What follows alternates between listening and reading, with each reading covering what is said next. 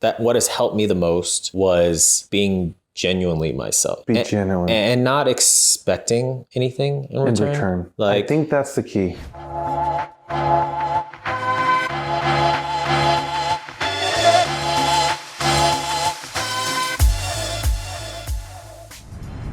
Hey guys, this is Ricardo, where we talk real estate, life, and entrepreneurship. And today we have a very special guest, Kyler.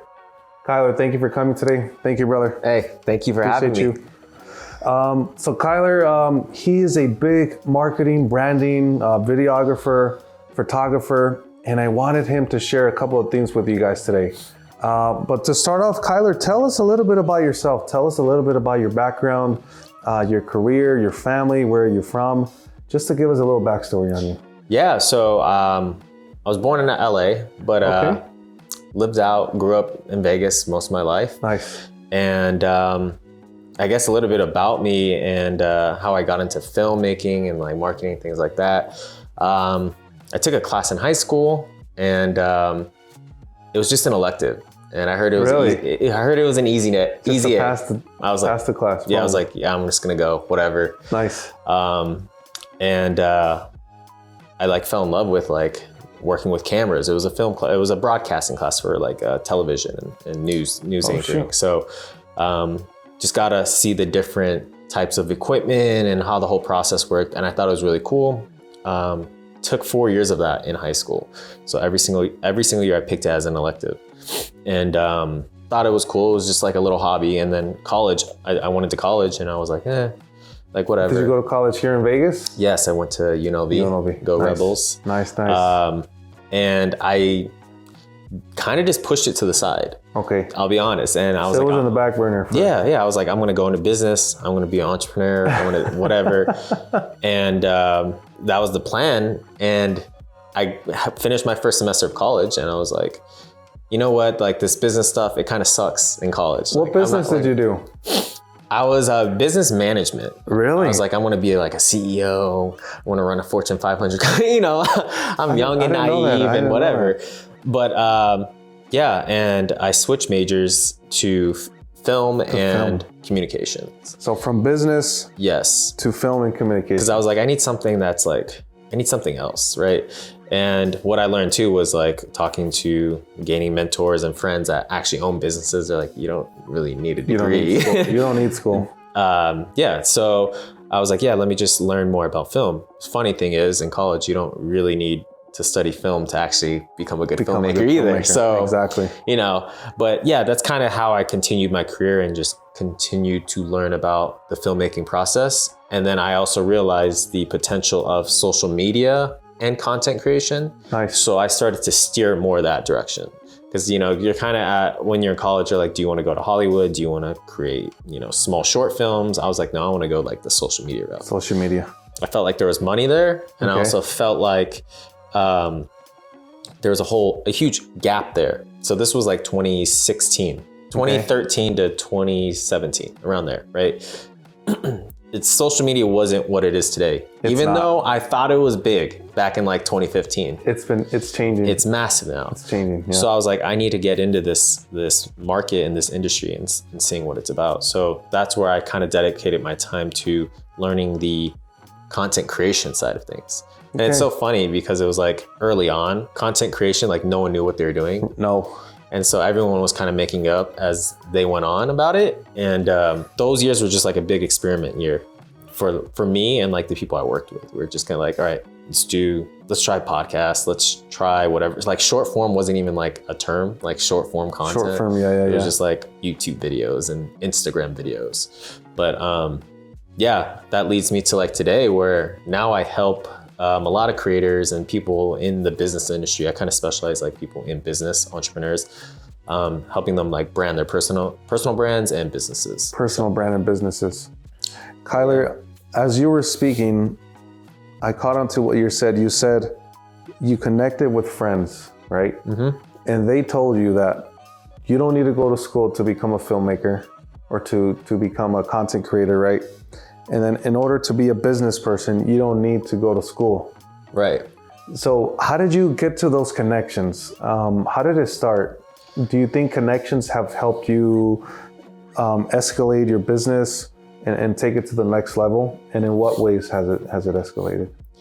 So yeah, I guess to that first part of that question, I think it definitely does matter, or it helped me a lot, finding people that own businesses and I could bounce ideas off of them.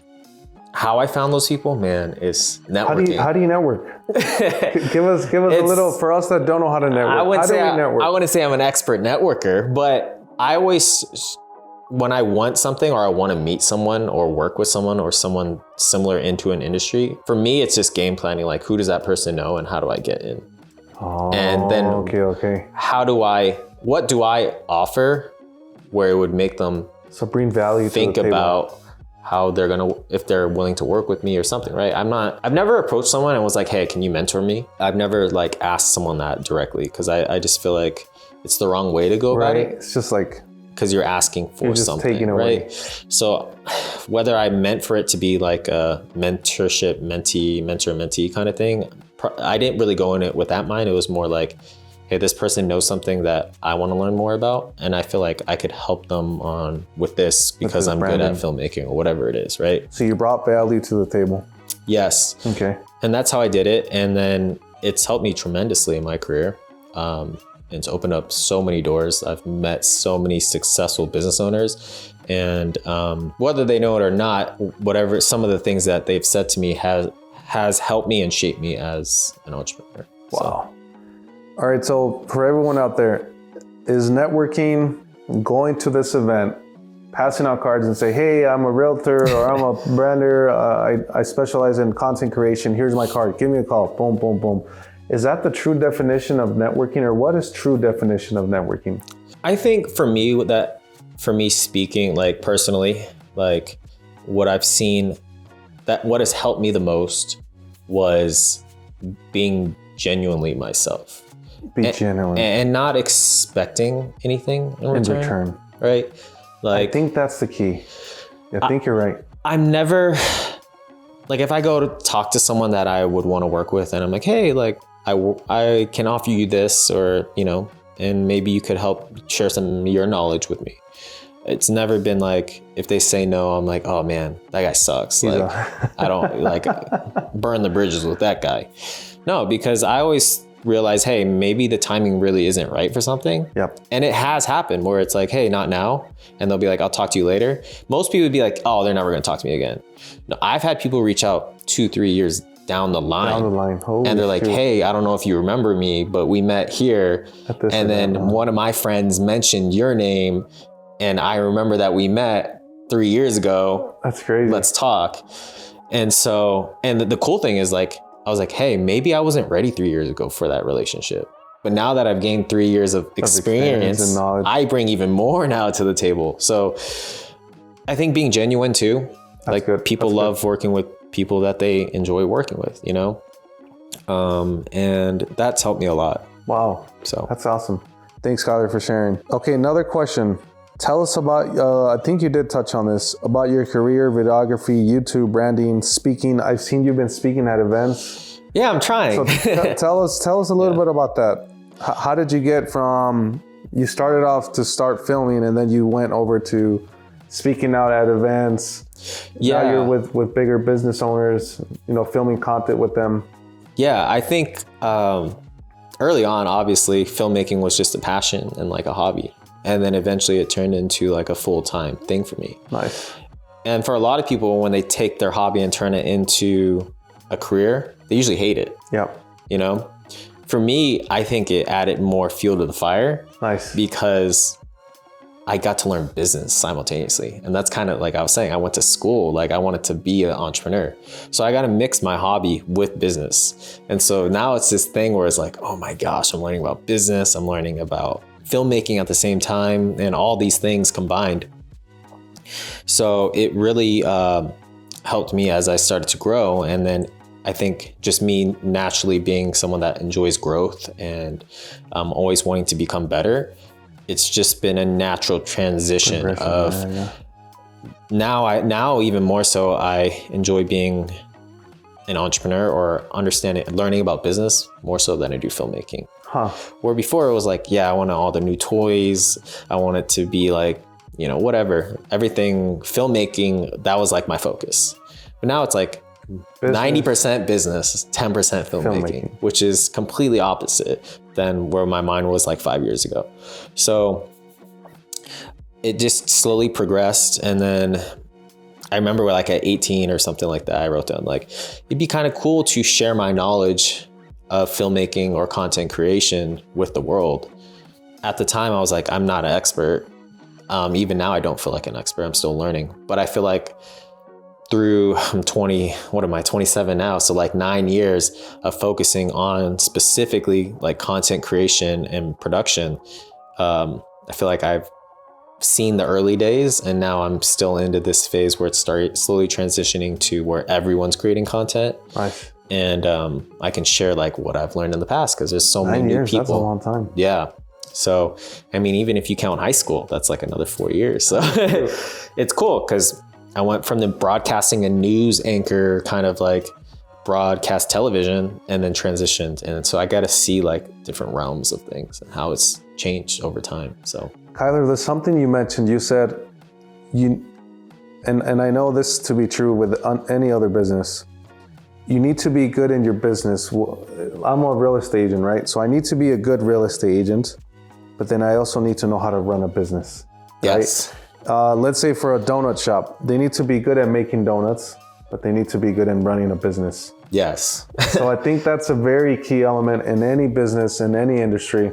If you guys are trying to do the food restaurant business, now that we're in the food restaurant business, we need to know how to make sure we do the right food, but then we also need to know how to run a business. Yeah.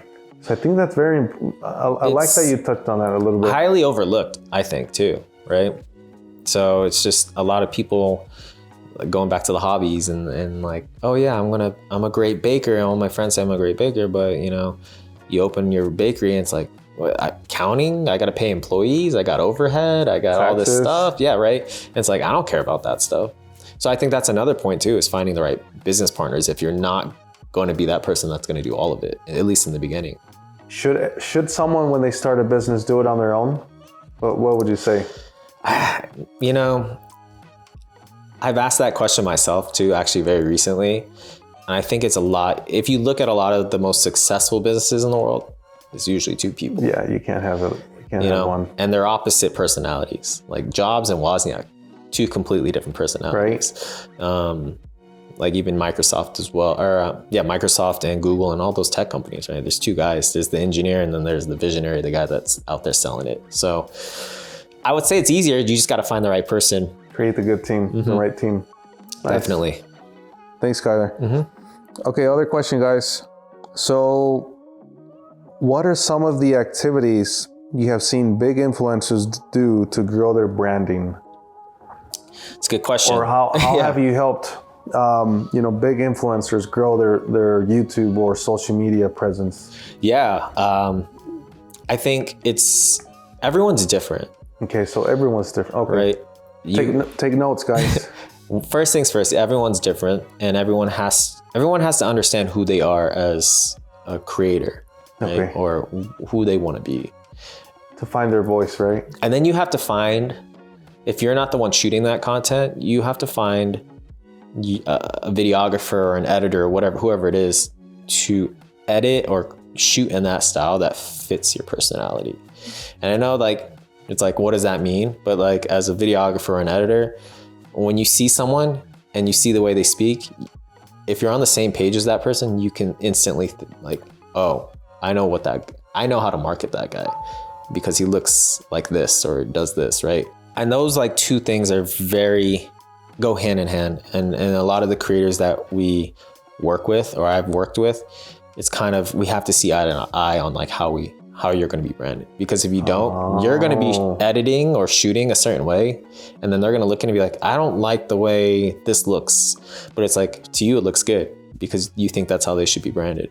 So it's like getting on the same page. So aligning yourself with your editor and videographers. And a lot of people that start shooting content don't know who they are. Oh, that's funny. Or don't know their brand or don't know their business well enough to understand how they want to be perceived.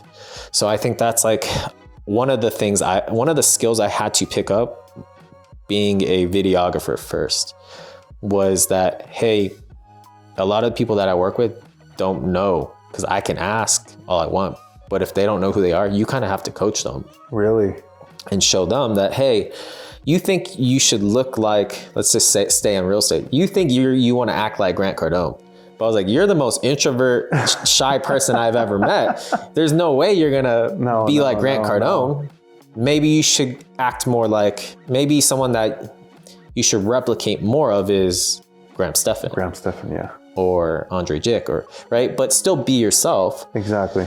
But you have to like narrow things down. I think that's like what real estate agents, right? That's kind of what they do. If someone's looking to buy a home, you don't show them a whole map of Las Vegas. No. You show them the areas, right? And then this is the price point, right? It's the same kind of concept. It's like, hey, I know you like Gary Vee, you like Grant Cardone, you like whoever else, right? Ryan Pineda, but you're more like an Andre Jick or Graham Stephan or whatever, right? And it's hard to reflect upon yourself and think about, what type of person am I, because we're so used to seeing other things, but we're not used to going within ourselves and be like, but who am I? And so, that's interesting. How do I portray that to the camera? I think that's a big thing I learned. So finding yourself first, how can one do that? That's hard. I think you have to look at your past experiences in life and like what shaped you to be how you act today. And that's like really, I'm not a psychologist or whatever it is, but like you really have to dig deep in that. That will really help you out. I'm sure people can change or put on a face. Like there's really good people that can act, but I'll guarantee like 90% of people cannot act in front of camera. Oh, like you could put on a persona, but it just doesn't seem authentic.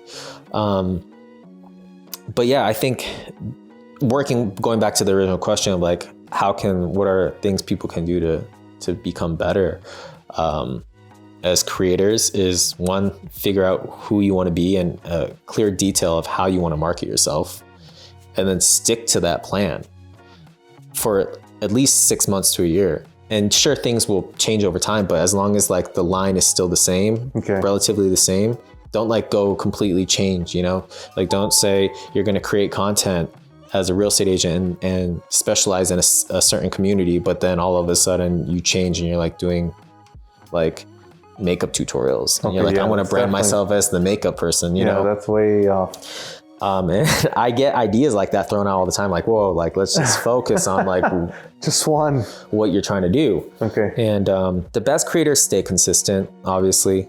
And they always have a vision for the future as things change. And they know things evolve.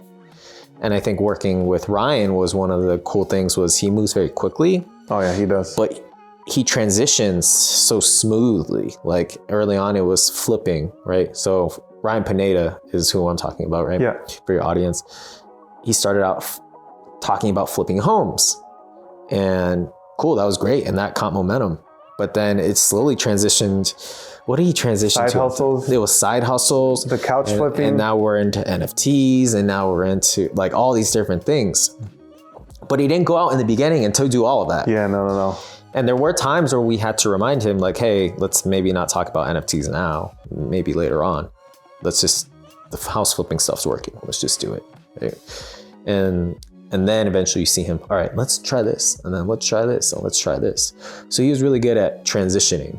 And now he's known as just like a serial entrepreneur that owns a bunch of everything, right? I would say Grant Cardone's the same way. He's very started out in real estate, but now he has 10x everything, 10x health, 10x whatever. He's a TV celebrity. Yeah, now he's on a TV show. So, I think you have to start with something. And even if it's as niche as doing side hustles or whatever, start building your brand off something small. So start with one. And build your first 100 followers that are loyal. And I think that's a huge thing we learn too. So what does the roadmap look like? If you start from scratch, your goal should be what? Get your first 100 followers. How many videos does that look like? I think the first goal is actually committing. Okay. Mentally.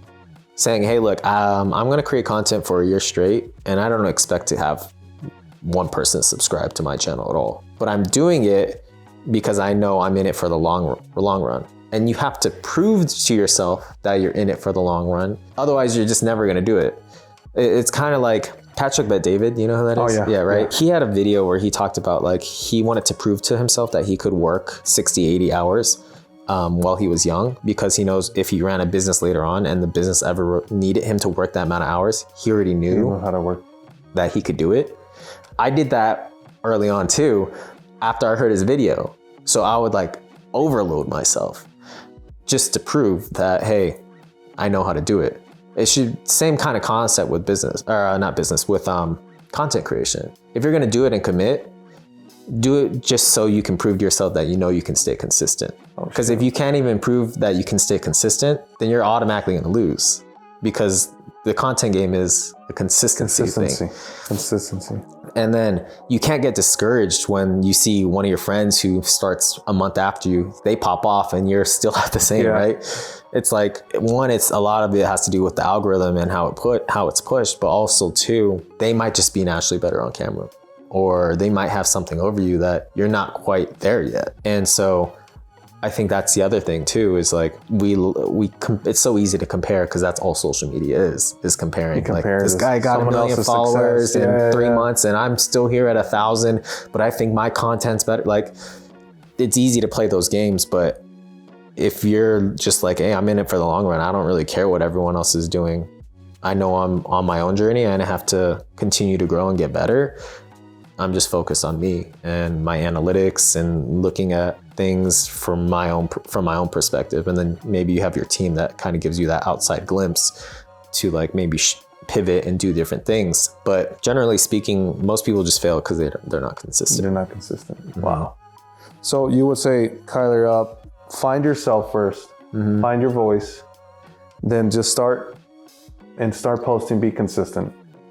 Okay. Be consistent. Be consistent. Because like going back to that too, because I'm very analytical and I like numbers, which is funny because it's complete opposite of creatives. But I like looking at numbers. Like some people are like, yeah, I look at my analytics. I was like, but you posted for like 3 weeks. Like, that's not a big enough sample. Yeah, no.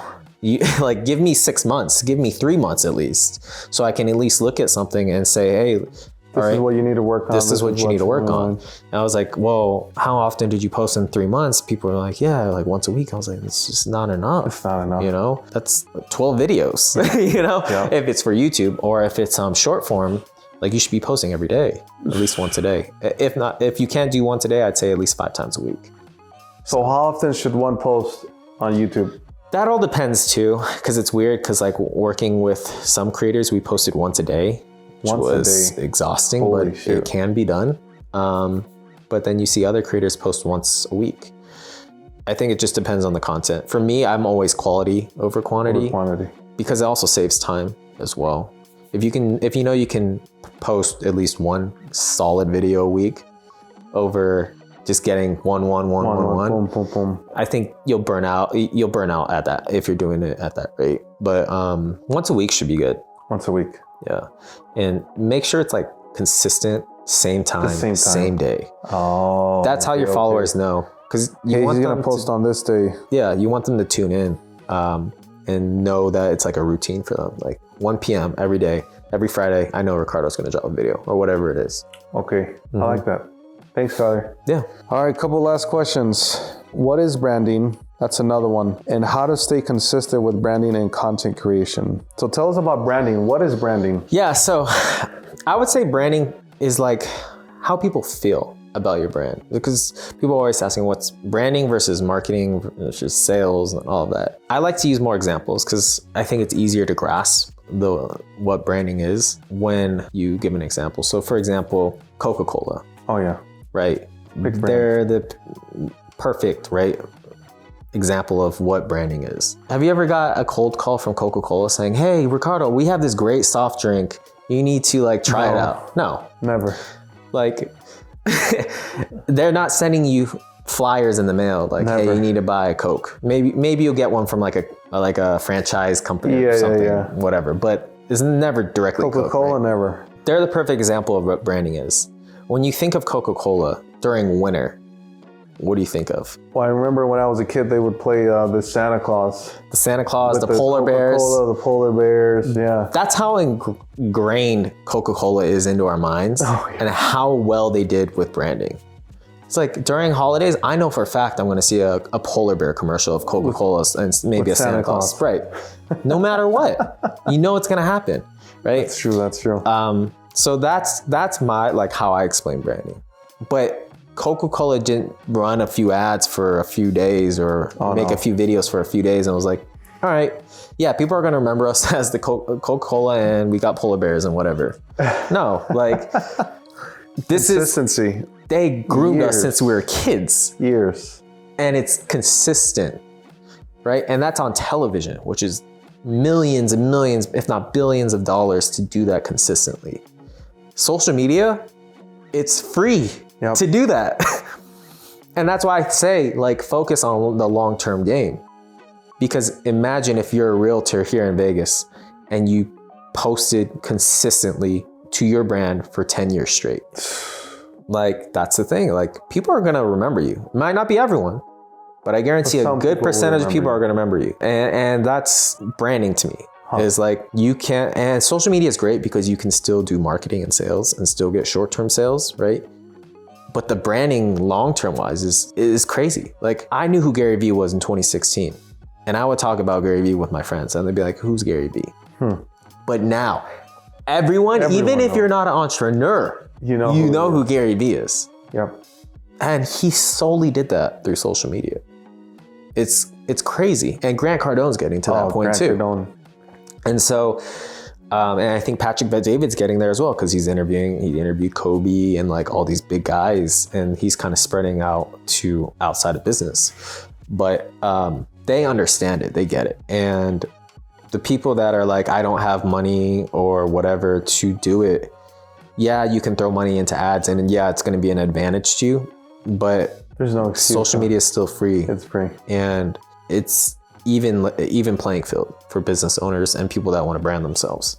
Back then you had to pay money. You'd pay $50,000 for a commercial just for 30 seconds on your local news station, like television, newspaper, and magazines. Yeah, it's free. Like, and I guarantee everyone has a smartphone.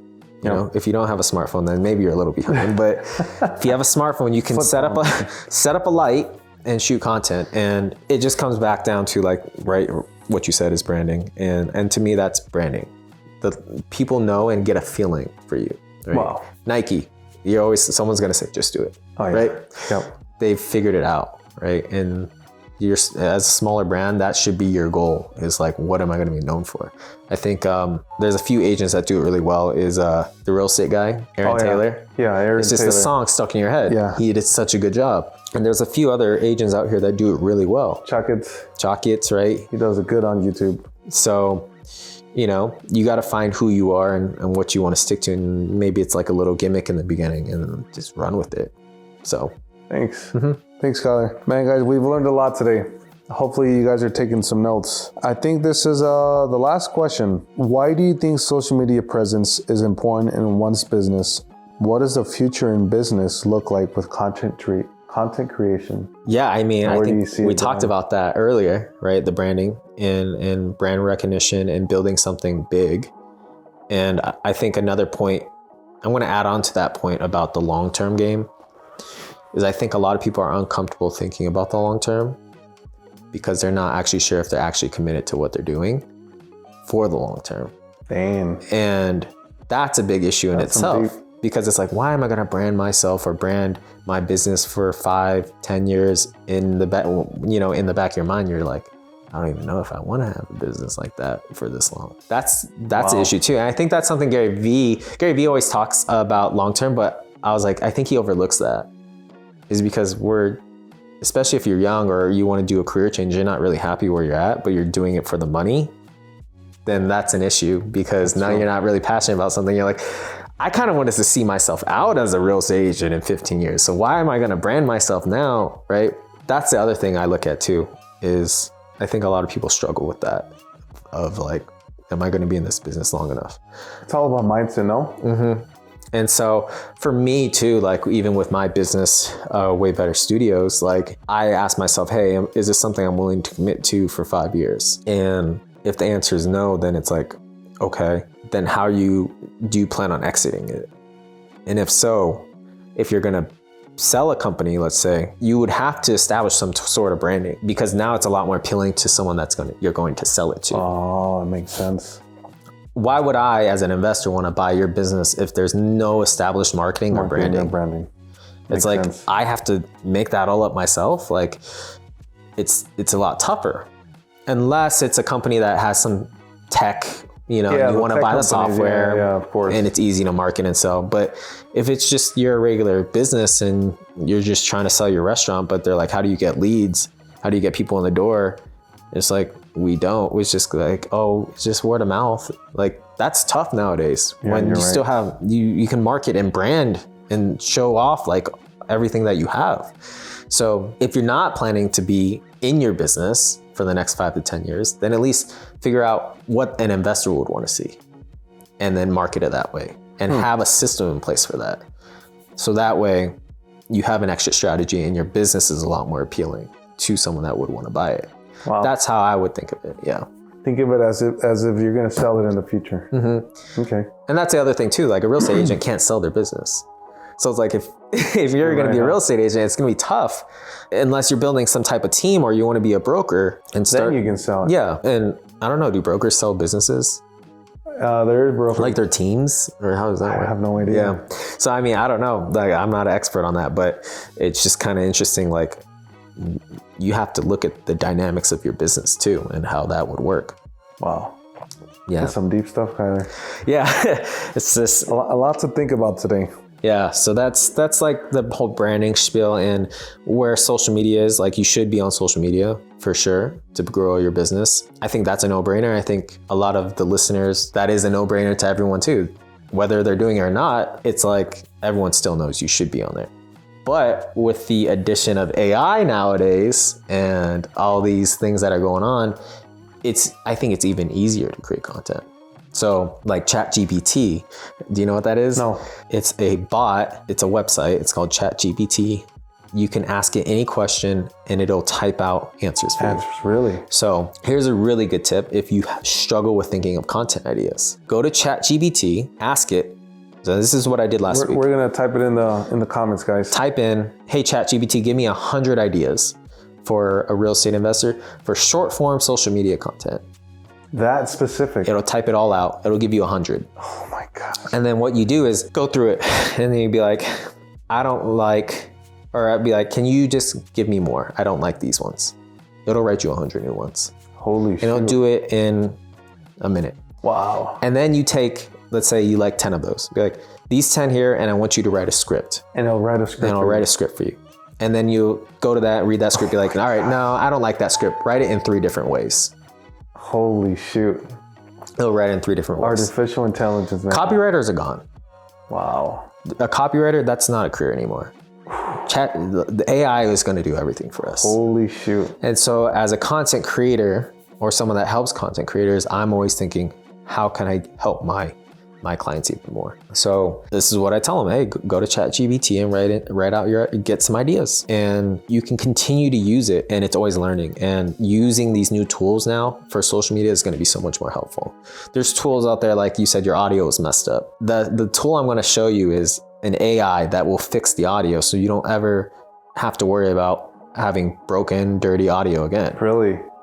So it's insane. And for people that are like, I need higher quality, it's coming. And it's coming for free or a low price. Where before you had to go hire an audio engineer and pay him thousands of dollars just to fix your audio. It's not a thing anymore. You can just go online and get it fixed. I think that's where social media and content creation is headed. And the future is here. It's here, and we're using it today. So wow, I'm super excited. Thank you, Kyler. Yeah. One last question. Tell us about some of your goals. Where do you see yourself in the next 6 months, year, 5 years, and 10 years? Well, what are some of your goals that you can share with us? Next 6 months. So I started Way Better Studios 5 months ago. We're just a production editing company. So we help creators kind of scale their social media because it's hard for people to do it by themselves, right? I think it'd be really cool to get the business to an evaluation of multiple 7 figures. Oh, really? I think that's really much a possibility, and that's a goal of ours, which would be really cool to say, being 27, I turn 28 next month, to do it before I turn 30, which is a goal of mine. And to be a millionaire before 30.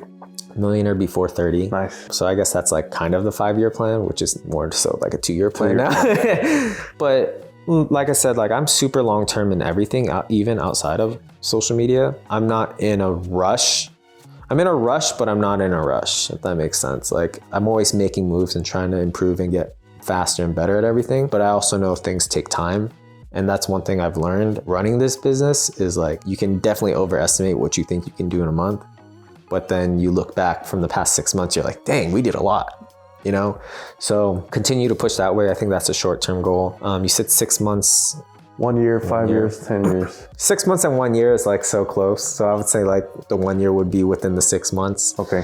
And then 5 years, man. 5 and 10 years. Where's Kyler going to be in 5 years? I'd say like 5 years, I would want to be buying other businesses, acquiring businesses. That's like a big inspiration, or someone that's been a big inspiration for me has been like Alex Hermosi, Cody Sanchez, right? They're buying businesses, and a few other people that I know personally, they're buying businesses as well. So including you bought a business. So I think that's super cool. And so buying more businesses, buying assets, growing your company to be a multi-million-dollar company. Yep. And 10 years from now, man, I don't know. Maybe I'll have a family or something. That's like personal. Business, I don't know. We'll see.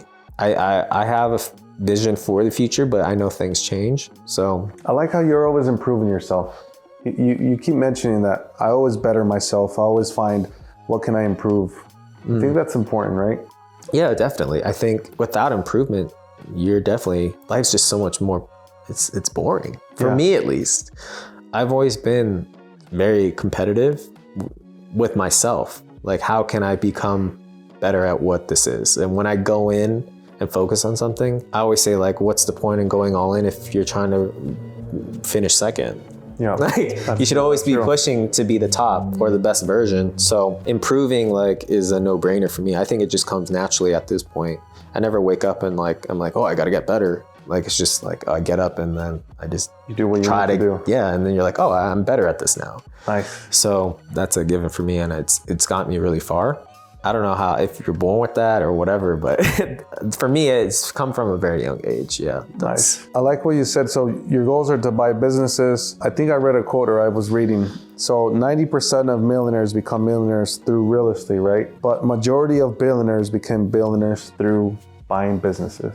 Totally makes sense. So, I think too, I don't remember who it was, but someone was like, it was Grant Cardone, I'm pretty sure.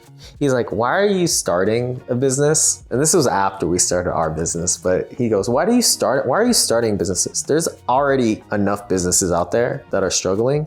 He's like, just go buy one and fix it.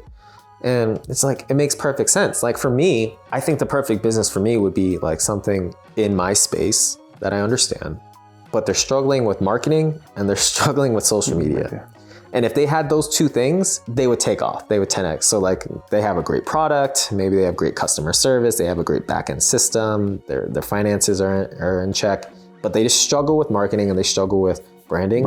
I want to go look for that company because that's what I feel like I'm good at. But it's just those, like, buying a business is so much more, you can cash flow so much faster than even real estate. Because real estate, yes, you'll slow progress, right? But a business, like you could start a business today and in 6 months be cash flowing $10, $20, $30, $40,000 easily. And that's the best part. And then after that, once you have it all built out, you can take yourself out and just cash flow it passively. Delegate. Passively, right? Yeah. Put that in parentheses. Or you could go find someone to sell it to. Sell it. So it's like, I think it's the greatest thing ever. Like starting businesses and buying businesses and whatever. Flipping businesses. That seems like so much fun to me. Nice. Real estate seems cool too.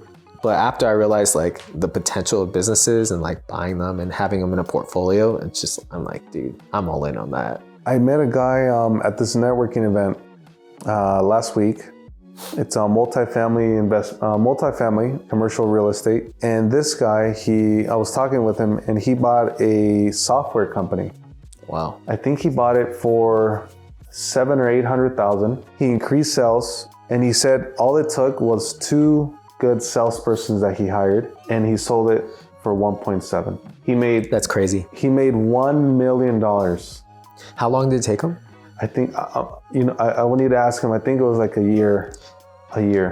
That's insane. In 1 year, he made $1 million from flipping a software company. It makes sense. He was probably good at understanding sales. And he's like, well, this company has a great product, but they lack sales. So I want to go find 2 salespeople and boom, change. He said, that's all it took. 2 salesperson to increase sales, and boom. I remember I read a story about this person bought a company, and just the assets alone, like they didn't account for it when they bought it, and they found a bunch of like computers and whatever. They sold that all and made like a few $100,000 just off that. And they're like, we're already profitable because we sold all the assets that no one was using. Wow. So yeah, I think those things like about businesses and whatever, even the boring businesses, right? The car washes, storage unit. Like it's crazy that, we overlook these things so easily, but those are the necessities that like people are cash flowing thousands, hundreds of thousands of dollars, Yeah, I could go on and on about that. Nice. I get excited thinking about all those opportunities, but as of today, I have to stay focused on on my business. So that's good. But yeah, the future is bright for sure. Kyler, thank you for having us today. Thank you for sharing your knowledge with us. It's always good to have you, Kyler. If you guys didn't know, actually, Kyler was doing my YouTube videos. He's the one that taught me about all the camera gear, the type of cameras, the lighting. So I want to thank personally Kyler. He's helped me a bunch. So where can they find you, Kyler, on social media? You can find me on Instagram. My Instagram handle is Kyler Obata, just my first and last name, KYLEROBATA. And you can find me on YouTube, which I don't post, which I probably should, Kyler Obata as well. And then if you can find my business, Way Better Studios on Instagram, Way Better Studios, just all one word. And that's where you can find me. Perfect. So, guys, well, thank you for watching today. This was an interview. If you found this interview interesting, and if you would like to listen to other business, what type of businesses would you like to learn from? Comment below. Don't forget to subscribe to the channel, The Superman of Real Estate, where we talk real estate, life, entrepreneurship, personal development. Guys, thank you for watching, and see you on the next one.